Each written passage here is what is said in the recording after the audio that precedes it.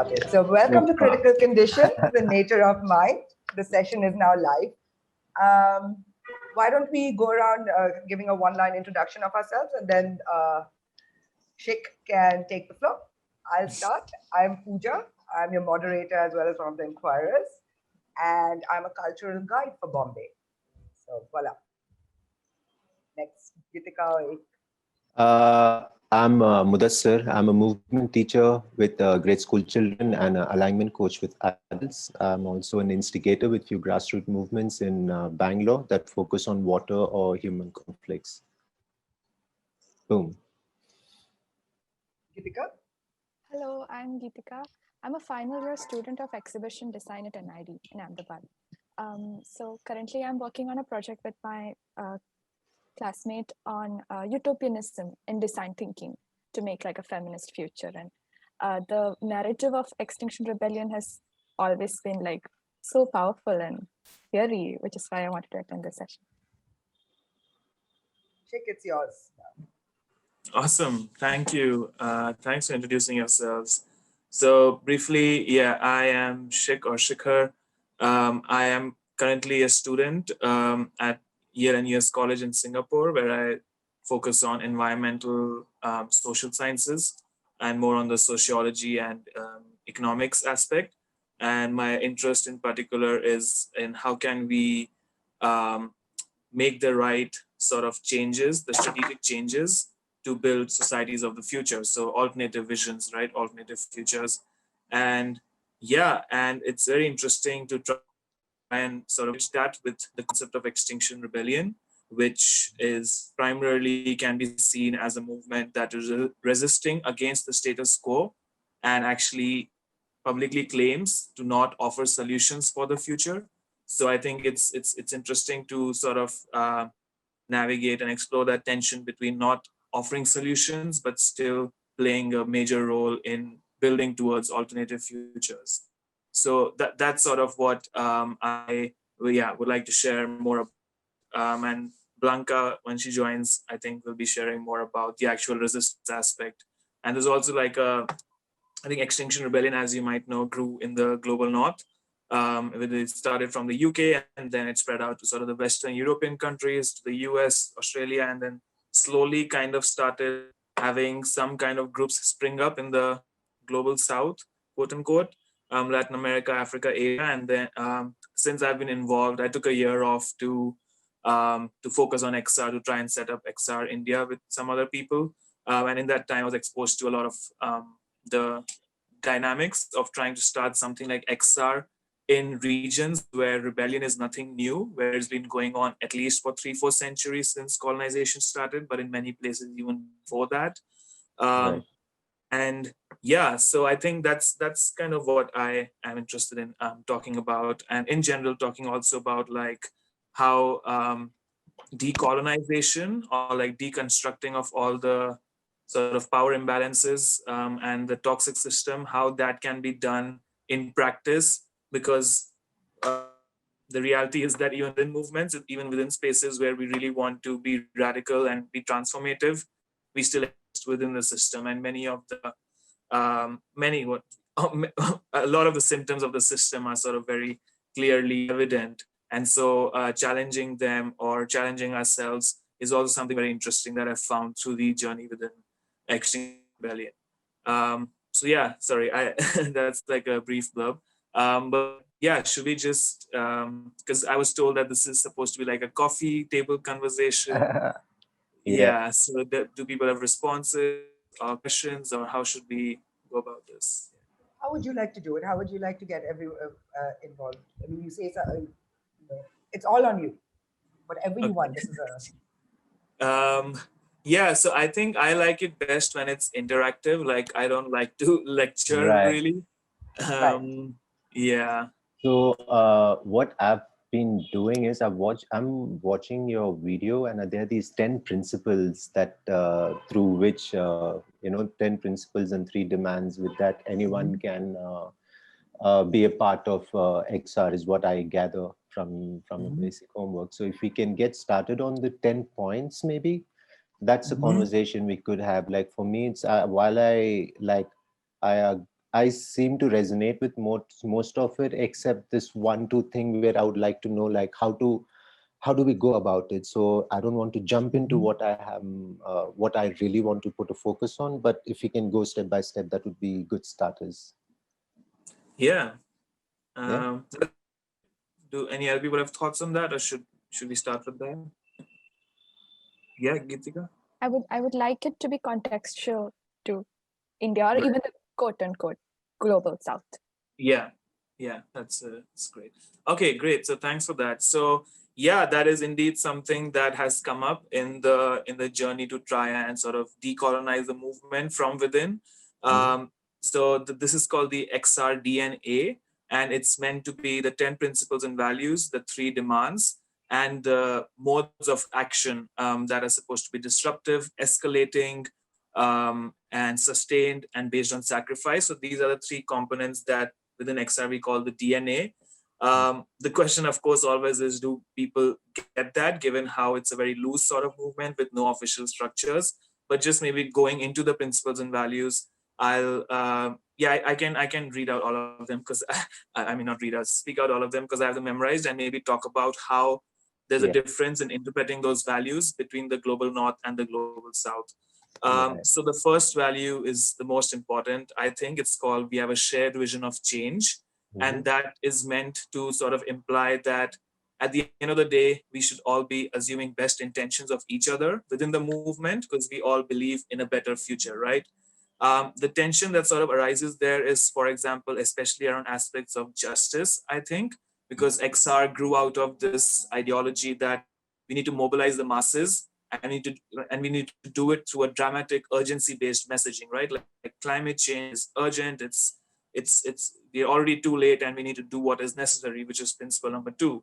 But what is not explicitly, I guess, stated in that vision is that the climate problems, ecological problems, are symptoms of a much more embedded toxic system, and that in order to really achieve climate positive futures, we cannot separate these issues from social issues, from the other sort of power imbalances and the entrenched oppressions, essentially. And so I think that is one sort of disparity I saw come out in my involvement with XR, especially as part of the global support team, which is this team that helps groups around the world to grow, realizing that it was, and through that interaction, also interacting with groups, especially in the global north, it became evident that, yeah, it's actually, we don't really have a shared vision of change.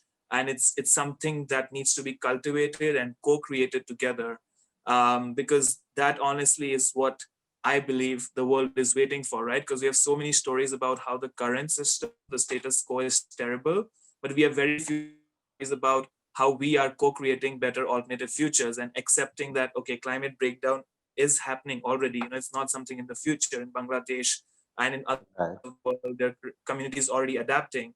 So how can we imagine better and just futures knowing that this is going to happen? So I think that's one example of a principle and value that I think has different implications for the North and the South, and maybe specifically for India. We have come up with our own. So we have taken the 10 principles and values and tried to put an intersectional and decolonial lens to them. And so for us, for example, the first principle says that we believe in a future where all the forms of injustice are tackled through working on climate and environmental issues. And we recognize that such a future necessarily has to recognize the intersectionality of these phenomena, or of these manifestations. So that's principle number 1. And then I can just go over a couple of the others. So for example, principle number 5 is that we value reflecting and learning. And I believe this is personally and ones, because there's so much that has been done, right? Especially again in those parts of the world where indigenous peoples and their cultures have been surviving for centuries and have been fighting against the erasure for so long, right? So really reflecting and learning in the global south, I believe, is so much more important, because we are more immediately near to such sites of resistance, to such cultures of resilience. And in the global north, again, like I feel like it's not emphasized upon, or And I think it's also understandable because XR relies so much on the messaging of urgency that, something like reflecting and learning and really understanding and building trust, that kind of goes against the idea of right. And I think that personally is a tension that I think is very sort of fundamental to winning, right? Whatever winning means. Like, how can we build trust and build movements that have people really believing in each other while constantly being bombarded with, like, oh, another ice shelf in Antarctica, or like another revolution happening here, or another Right. group of people targeted here. So I think that's another one that's interesting, and maybe I'll share one last one. I think there's one principle called we actively mitigate for power. I think it's Mm-hmm. principle number 8, 7. and I think that 8 or 7, actually 7 7. actually. Yeah. And I think that one has been really fascinating to observe, especially in a country like India. I think where hierarchy is basically, it's in our DNAs. I feel like whether it's because of the caste system, whether it's because of colonialism, whether it's before all of that. Well, before caste system is long back, but I think like it's very inherently embedded. And so, in trying to build up a movement like XR in India from scratch digitally, it was very it was easy to see how a lot of people are very motivated to join XR, but are unwilling to sort of like take on the autonomy and really work on things, which also touches upon principle number 10, that we are based on decentralization and autonomy, because people are afraid to take decisions. People are afraid to take ownership of, making this happen. And I see a difference between that and what I see in the global north, where um, it's actually that certain positions do become positions of power. Actually, I wouldn't say in the global north. I think across XR, despite this principle, power imbalances do inherently arise, whether it's talking about just the patriarchy manifesting, where males tend to take up, positions with more decision making, and females tend to take up more positions with emotional and care work involved. Mm-hmm. Whether it's about certain positions like coordination positions, which are meant to, facilitate flow of information but become decision making spaces. So overall, I think the principles and values of XR are a great sort of guideline for how we can build these alternative futures, but to actually embody them, I think it's a big task to get people to embody them, or to facilitate the kind of learning and understanding that is required. Yeah. So I don't know, is that, how do you? Uh, Bang on. So the one thing where, for me, I was finding a bit of discomfort, if I may, is was on point 8, which is recognizing the spirit of it. It's not necessary to make enemies in terms of blaming or shaming, but while we are addressing problem, it's not so much to blame someone, but when I know what's going wrong in a movement, like when in Bangalore, when we went through these Gauri Lankesh movement, when her shootout happened, after that it disrupted, like this civil disobedience just came out. And so in those cases, it was not so much, we were so clear that this particular incident, the no was so clear that we were invariably pointing towards a direction, towards resistance. The resistance was pointing. So when I'm looking at the point 8, which is talking about to avoid blame and shame, now that's the part, how do I bridge? Because also talking, from your earlier points was about, we have to recognize, at least in India, the resistance has been there for a long time. So here it's right now, where I particularly see is I bridge this gap with the resistance that has been happening for a long time, and just give them today's information. Like, I am alive now, I'm at this age now, I can ride now. So I go around meeting these people and just keep connecting. So in that case, it's like, so letting them know your enemy and my enemy is the same. Like, your enemy might be a political government, but my enemy is climate change, but they both are same, they both are interconnected. But sharing, like, I see, to diffuse the hate, I recognize I don't want the hate of my enemy to overpower everything. But yeah, going by the point 8, that was Yeah. my content to bring this conversation. Right. Yeah, thank you. Maybe before I go, do Geetika or Pooja, do you want to add something or share any reflections? Yes, just like you said, how the vilification of a certain, if not an organization, maybe an institution, because a lot of hierarchical problems that India is picking are very institutional. So Right. vilifying such institutions have historically proven to increase or strengthen allyship within Right. communities, right? So I Yeah, right. want to hear what you have. Okay.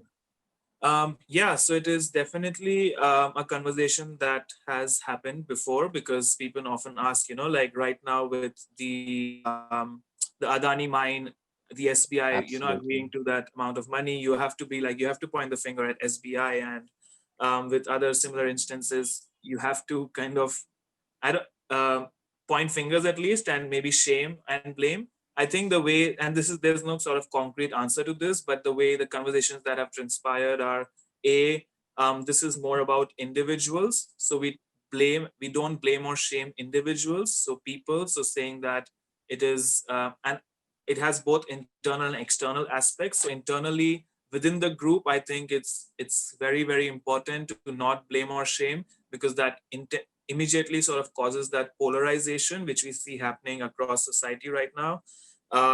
So yeah, internally, but again, that doesn't really happen. It's so embedded in us that blaming and shaming ultimately does end up happening, and I've been on both sides of it. But externally speaking, one point is, yes, that we try not to blame or shame individuals, like calling out Mark Zuckerberg or Jeff Bezos, like in our messaging we try not to do that. And also, Right. I mean, India hasn't done any actions really on the ground, but if we would, we wouldn't do that. But still, I would say that one thing maybe to that we realize is that in India and across the world, XR is a movement largely of the privileged peoples, of peoples who aren't directly affected right now by the crisis or by the manifestations of um, the system. And while that needs to change and that must change, and we are trying in whatever ways, if it when it comes down to actual resistances against such like harm that is being caused, I don't think XR as a group is in any space to sort of tell people who are facing that harm to not blame or shame or to not vilify. So I think that is the sort of perspective that I have right now. In the future, if it sort of becomes evident that, let's say, XR in Bangalore is partnering with a group over there, or if actually frontline communities end up becoming XR local groups, and then there that sort of contestation might arise, that do we blame or shame this individual who has taken the decisions. But I personally feel like, yeah, that is too far, because Right. we're really fledgling and not really in touch right now with, or not seeing any perspective of actually having, let's say, Adivasi communities or other communities affected by the crisis becoming part of XR. Right. And that's another problematic thing actually that we can explore. Yeah, absolutely. No, I'm just saying like, yeah, you're right. Like, if we have to reach out to Medha Patkar or, the Narmada Bachao Andolan, those kind of movements do need a fresh influx. And if, Mm. that is how I see what we can contribute to them. And while if we seek out for such in this is how I see, like for me there is no my own real cause that I want to go and instigate. I don't see that so much for myself on my own, but I already see in our network so many groups, tiny groups, which are which might fade out, rather just keep igniting, connect those different people. Those are things. So when we're doing that, then this just becomes a small part. Like to say this is not even important. Like when I see that 0.8 on its own to diffuse to not, then we are like fighting a ghost. We don't know who's the problem. Right. That is what we need to know. We need to be clear about what is affecting us. That's Yeah. about it. Yeah. And it's not more than that about it's not taking personal. I don't Yeah, so that way I think these meta partner movements have been very careful all this while. Also they're very clear about what's bothering them. That's about it. Mm. stay focused with what's bothering us and whose daily life is affected, and bang on.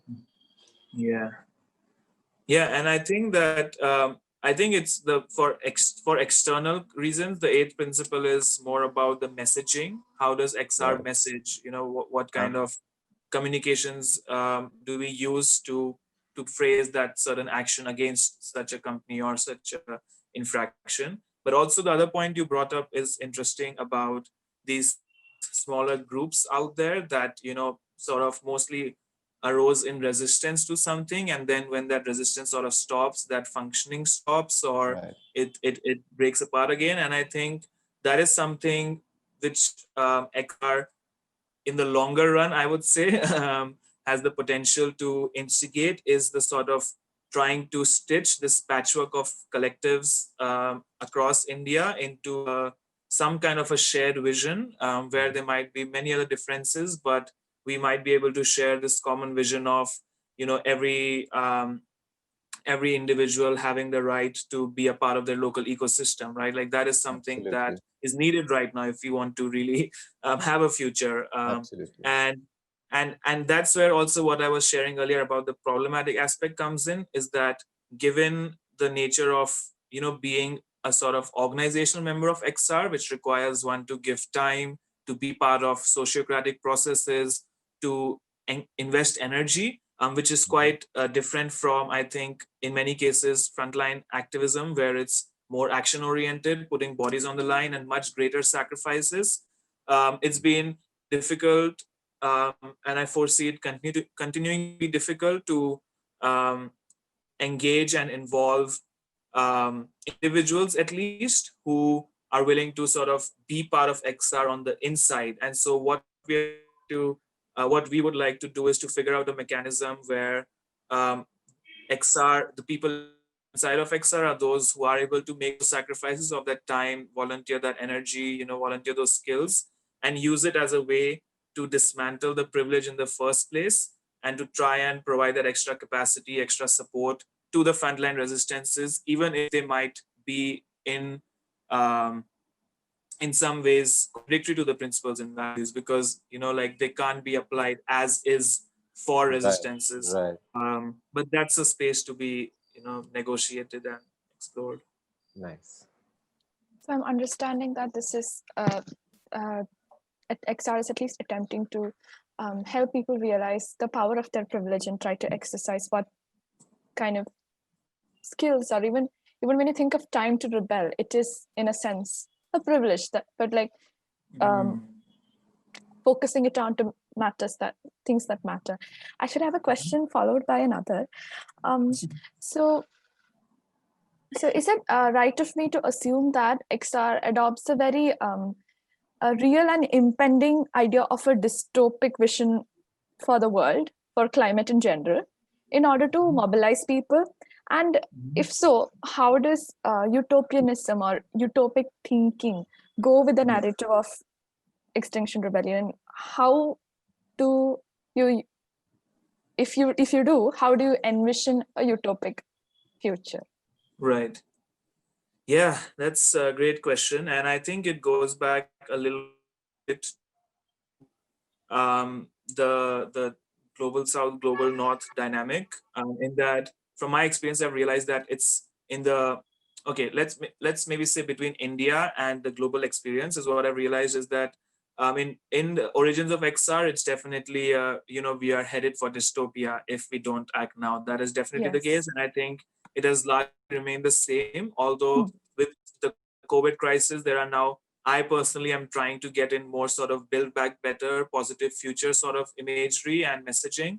But I think what originally mobilized people was this sort of fighting against this injustice or fighting against this future. But speaking specifically about XR India, we actually, whatever small number of people we have decided to have a more positive messaging, where we say that XR India is a rebellion against the status quo. And we invite people to rebel against that by building the positive future together.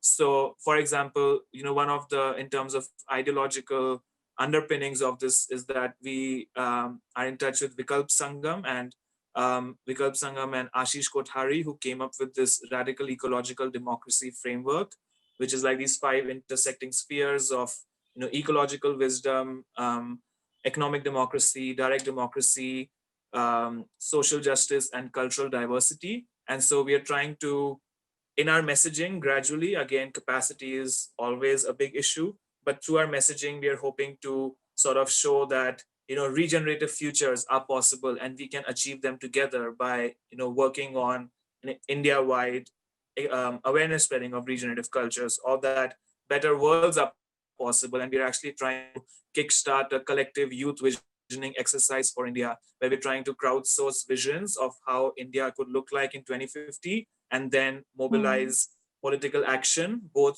lobbying or advocacy, or if needed, other kinds of political mobilization to then act upon that, and sort of pressure politicians in a non-partisan manner to act upon such an agenda. So I would say, in the broader picture of XR, the utopic visioning hasn't really caught attention of groups yet, and it's mostly kind of, sometimes some people talk about it, but within India, we're definitely trying to guide sort of, or gesture towards such an approach. I think the difference is that we're not saying this is what a utopia looks like, but we're trying to facilitate processes such that the public can come together and co-create what the utopian futures look like. And that's an immense undertaking, right? Like, how many people are we and how diverse are we? But that's what we want to try and, Yeah, so may I ask how that world building for 2050 is happening? Like, what's the structure for that world building to happen? So there isn't a solid structure yet. There are ideas, and we are actually doing this in collaboration with some other youth groups around the world. So in India, XR is largely a youth movement, and that is interesting because, yeah, I was involved with XR in the Netherlands as well. Oh, sorry.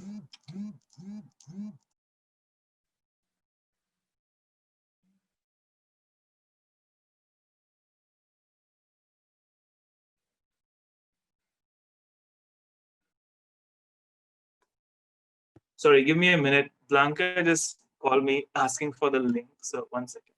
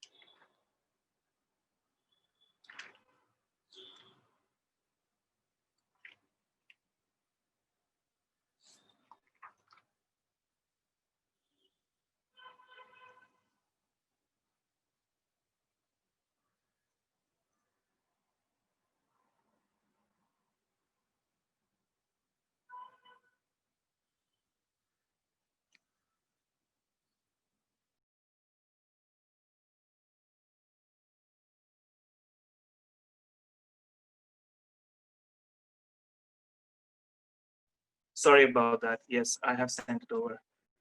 So with regards to the world building exercise as you speak, yeah, we don't have a structure right now, but what we are thinking is that we want to engage in an extended campaign of sorts, where we first engage as broad a network of existing youth groups and networks, not just environmental, but of all kinds, through capacity building workshops or through sort of expert driven sessions, and then culminate that to maybe like a 1 day or a few hours exercise, where through perhaps a sociocratic process, we try and bring together some kind of consensus-based vision of the future, right? So we've sort of split the future into 8 different areas that we thought were of most relevance to an average young person, involving education, employment, living conditions, food and water,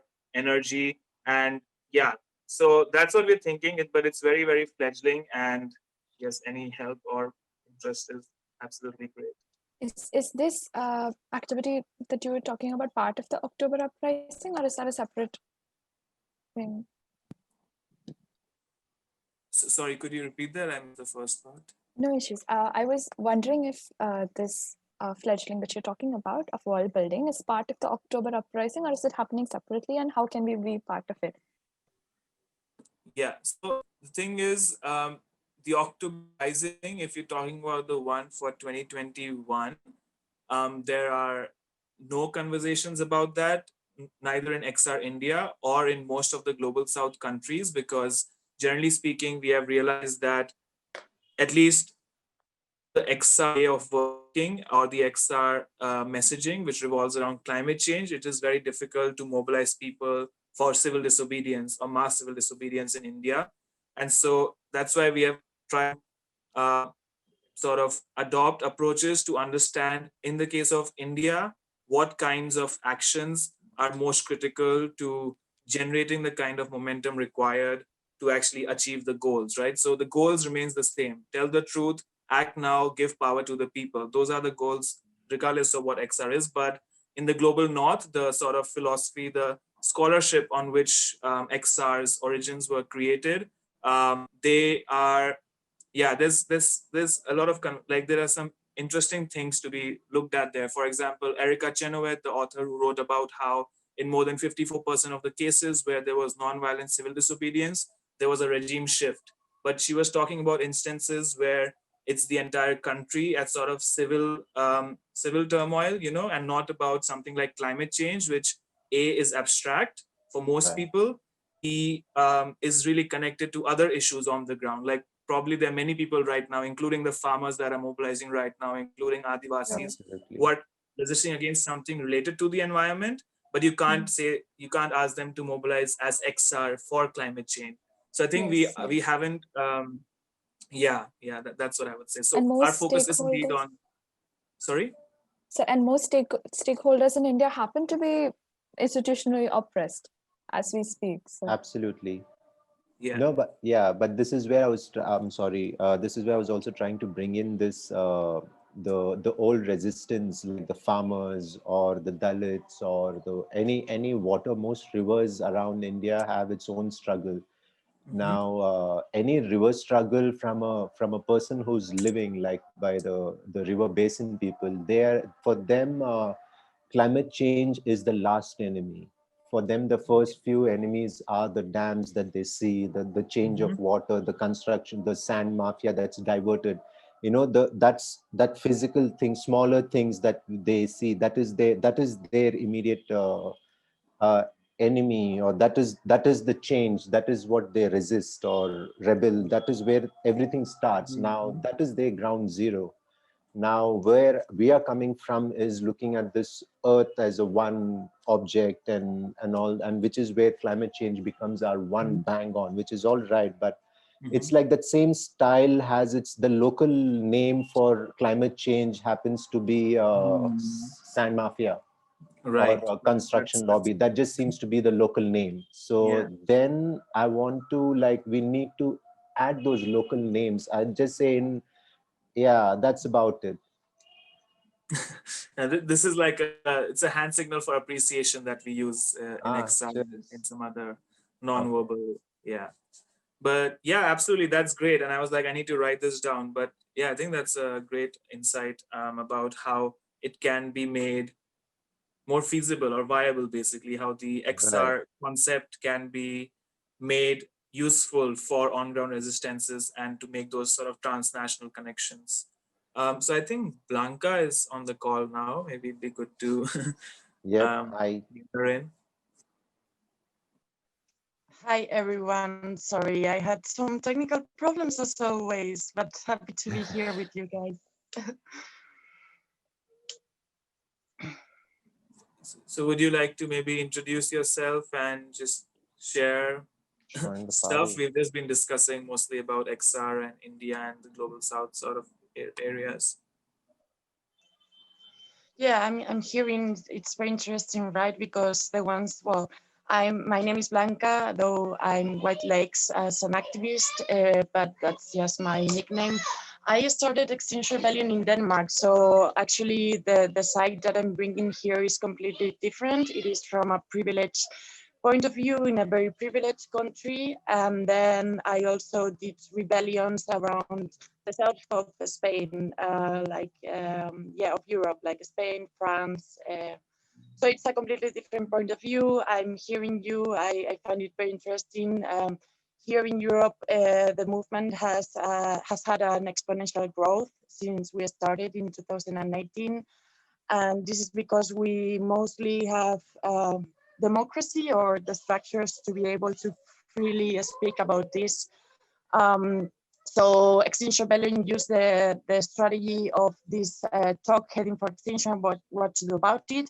We had a rebel that went in UK to every community. You know, it is very important that here we are aware that we also have different communities within our cities and also our towns, and we get we get to them because the most of the cases they have some difficulties to come to the cities to hear about this. And so yeah, this person started to do this round around UK, and it really got an exponential growth. And I think it has been so successful because it is a movement that at the end of the day, what is in a very basic and simple way is trying to empower the people. So we do believe that the people, the citizens are the ones that with the right knowledge that comes from science and other places, academy and non-academy, we can change the world. And it is true that we respect everyone. We don't dismiss politicians and we don't blame and shame.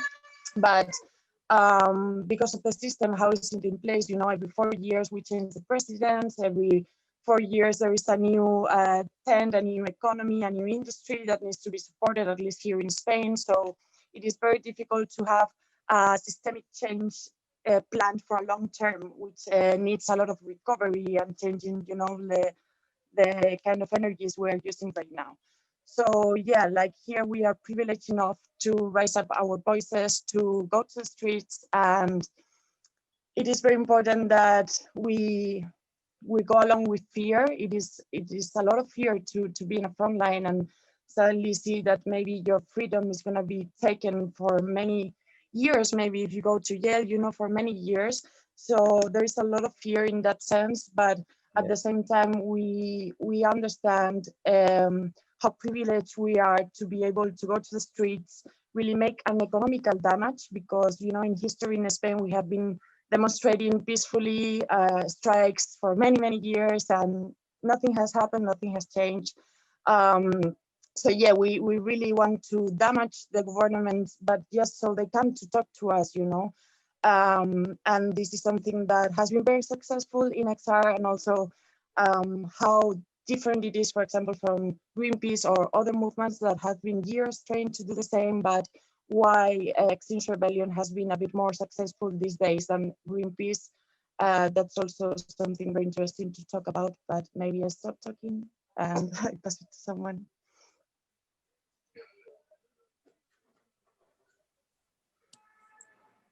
Yeah, I think something interesting that that we could. I mean, I think we only have 2 minutes, but yeah.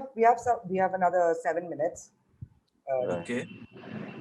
Okay. And are there any questions from like the live stream that we'll discuss? That'll be after that. Yes. Okay.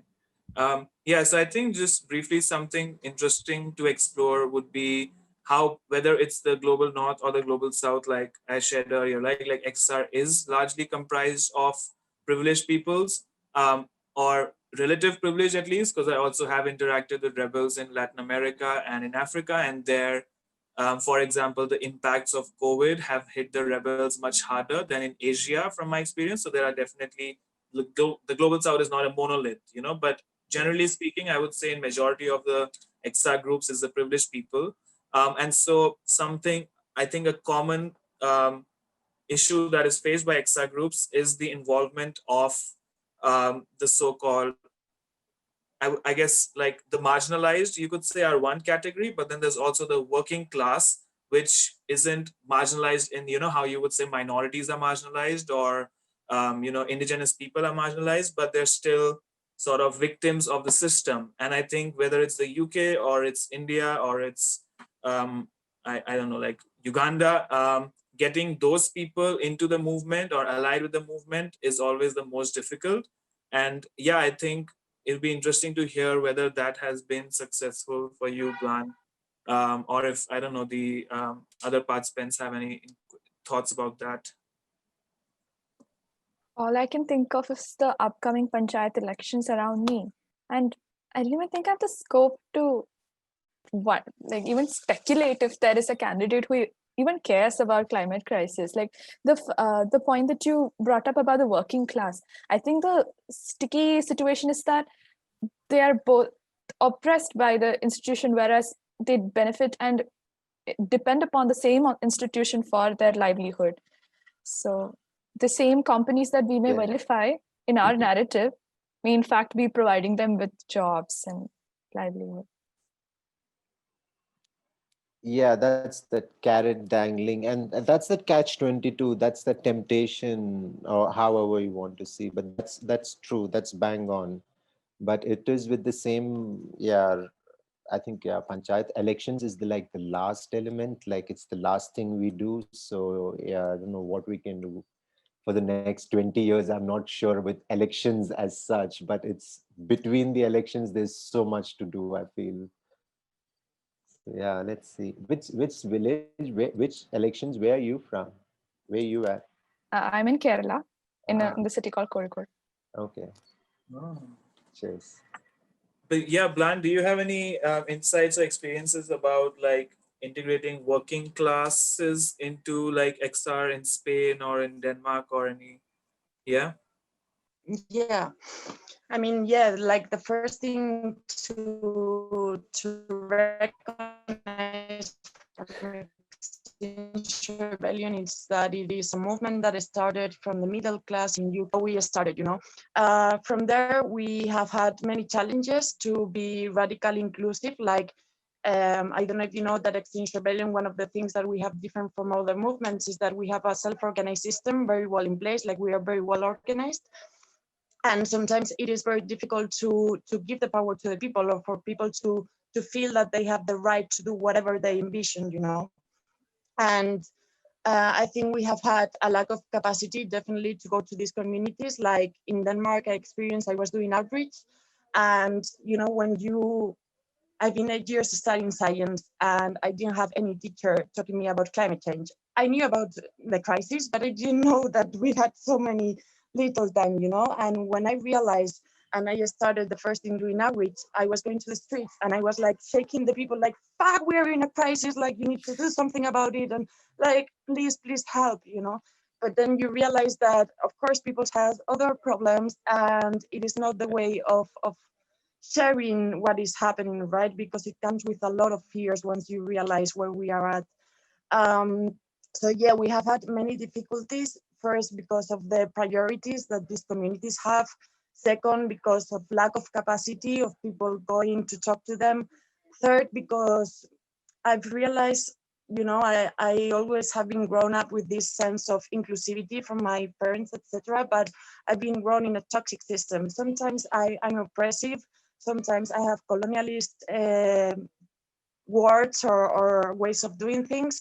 And it is a big journey that the people within XR in the global north that we need to do, and we really need to learn and decolonialize ourselves. Because if not the way of outreaching or coming to these communities, you won't understand, like you really need to be able to put yourself in those shoes and think about it before like asking for their help and support. So yeah, it has been a challenge, but at the same time, we have communities that already trust us. And it is very important that when we reach out to a person that is within the working class, for example, that we are able to share what we are doing and the DNA and everything, and then allow that person to go to their community and be themselves, who empowers our principles and values in the way that works for their community. So yeah, this is the work that we do. It Wow. is a big challenge for sure. So we have just a minute left. If you have Bianca and Shikhar last words for Mudassar and Gitika, and vice versa, now is the time.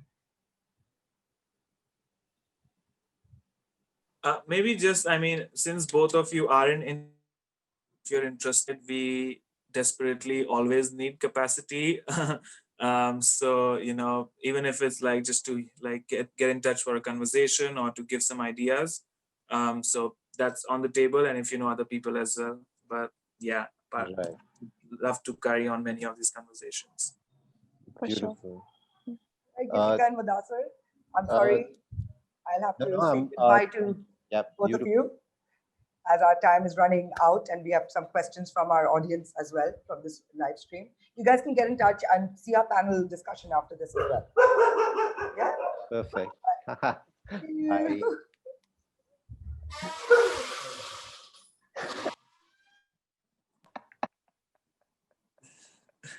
Leave the room. Yeah, no. And my dog started as well.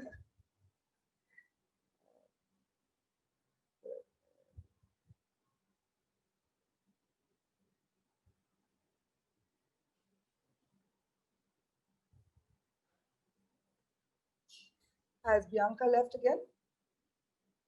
It appears so, yeah. Do you want to just message her, or should I just start with the questions? Yeah, I'll just ask if she just sent a message saying, yes, my internet is really not working. Yeah. Okay, so why don't I then start while she comes back? Okay, so the first question we got from one of the audiences is, just one moment.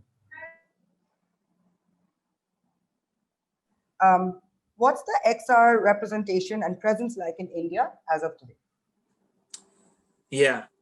So XR in India has had a very riveting story, and it's a tale for another time, with a lot of the very things that we try to tackle through the movement, manifesting within the movement itself.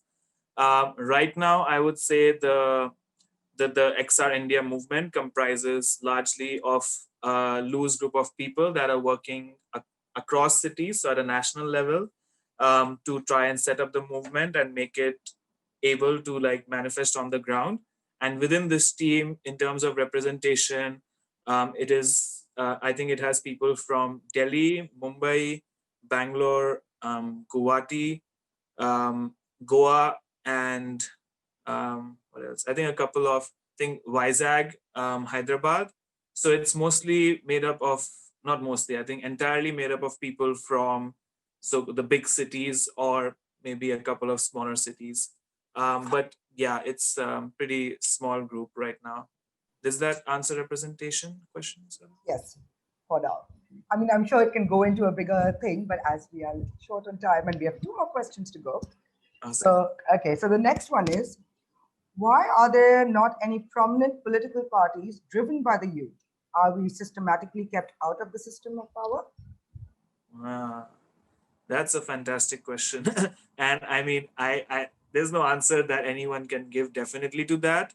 But I would say from my experience being part of XR India and also trying to make some things happen in Mumbai, that yes, I think systematically youth have been kept out of power, especially in India, because when you compare it to some of the other, again, maybe developed countries or even some of the lesser developed countries, like even our neighbors, Bangladesh, I have some climate activist friends from there, and they are regularly invited by the government, even if their actual opinions are not given any importance. But in India, there is not almost, but a complete lack of engagement on behalf of the government with regards to issues about the future. And something that I learned from a Nepali youth climate activist recently is that the phrasing of climate change as a youth rights issue hasn't really been considered. Like you see it appear almost nowhere in the Indian subcontinent. And so I think, yes, the youth has been systematically, whether deliberate or just that's how the system is designed, kept out of power, especially in India. But I think that is exactly where the gap lies. And that is actually what XR India, through that youth vision building project, is trying to start going into. Yeah. And maybe, I don't know if Blan, you have a response from your perspective, or yeah. Yeah, I totally agree with what you said. I can share now the example of in Fridays for Future Romania. The youth are now building their own political parties, which is very beautiful. And also to point out that it is one of the parts of the society that is more oppressed when we do actions. So you normally have much more violence from the police to young people, to youth, than to elders or babies or something like that. So definitely, yeah, they have a difficult role within the society to speak out. All right. So now the last question that we have is, please share, for both of you with this, please share your personal successes in your endeavors with your activism with XR. This will be nice. Maybe Blan can go first. Just to clarify, you just said the personal success, no? With XR. Yeah. Well, I think that I felt in love with the movement at some point, 1 year ago, 1.5 years, and the most successful thing I did was to have the feeling and be part of the international community. So for someone like me that I've been like 10 years outside of my country because I had to find a place to study for free, etc., I really don't feel any roots to Spain, or not more than to, I don't know, somewhere else in Europe. So yeah, I think feeling part of a community that is across borders, and that you see the beauty of bringing different cultures, different points of view, and getting the best of that, I think being able to be in those spaces and have that feeling has been the biggest successful, apart from the big civil disobedience we did in Spain, and they declared the climate crisis. So that's also a very big success. Capacity. Um, yeah, I always find that difficult because I'm just a generally very critical / cynical person, especially with regards to the self. But I think some ways in which being part of the movement has helped me evolve as a person are um, connecting more to the sense again of a community beyond who we might be, like a family that you're not related to by blood. Because I remember when the first time I became part of XR and the first time I went to like a regional meetup, I left that feeling like, wow, like I already love these people and I've talked to them for like 15 minutes maybe. And actually, it is this feeling of like being part of a larger community where we all believed in that one shared vision, which we problematized earlier today. I think that really, I think, has been a success. So being able to relate to a larger whole, whether that's humans or even just the planet. And yeah, I think the other success for me has been really figuring out how organisms evolve or don't evolve, and realizing how truly difficult it is to create an organism or to facilitate an organism. And by organism, I mean a group of people with some shared goals, tasks, um, while also wanting to decolonize and tackle the system, and do things in a way that are regenerative. So yeah, I think it has, yeah, those are kind of it. So you'd say your personal lives, like personally, after joining XR, obviously you joined, obviously you've had the notion of climate change, and this, which is why you joined XR. But personally, have you started making massive changes also in your lives, with your families? Because it starts all there, right, with us, before we can tell other people what we can do. So have you seen that happening in enriching yourself, evolving in that way as well? Yeah, Van, do you want to go? Yeah, I was going to say, yeah, definitely. And a good example, I always say that before Extinction Rebellion, when I was in a situation with a lot of tension, I used to shout. I have this Spanish blood, I can feel it inside, and I get into the argument very easily. After being in XR and so many trainings and interiorizing the culture, I cry. I know it's not good and I need to find a balance, but it has definitely made me like much more open and interconnected to the people and to the natural systems, and help me to transition to regenerative cultures. I am in Extinction Rebellion because it's a personal transformation also that takes time, but yeah, for sure it is beautiful. Yeah. Yeah, I think for me, it's related to the couple of things I said. So first is, I think in terms of empathy, being able to relate, connect more to the empathetic side of myself, whether it's for the larger or like the planetary organism, and recognizing about how much grief there is, and that cannot be avoided, but it must be sort of absorbed and let go of. I think that's been one thing that I have been able to develop upon. And the other thing is, just like the 10 principles and values that came up earlier today, I honestly feel like they're like a ecological 10 commandments, sort of. That's not official speak, but I sort of treat them that way because they are rules for life. Like, like having a shared vision of change, or challenging the toxic system, or believing in regenerative cultures, or mitigating for power. All of these things kind of need to happen in life as well. And so I think just thinking upon them, reflecting, has helped me make changes in my life. Yeah. That's great. Well, we've come to the end of our session. Thank you so much, Blanca and Shikhar.